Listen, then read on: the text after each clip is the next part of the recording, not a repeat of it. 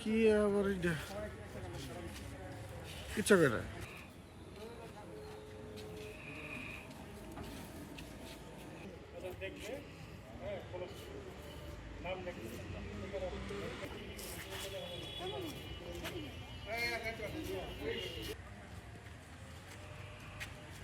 Karnajora BOP থেকে ওই যে বিজিবি ওরা 9 জনকে নিয়ে আসছে, তার মধ্যে হচ্ছে অ্যাডাল্ট হলো 5 জন, আর একটা হচ্ছে 14-15 বছরের মেয়ে আছে, আর বাকিগুলো হলো একবারে কম বয়স, একটা 7 মাস 4 মাস, আর হলো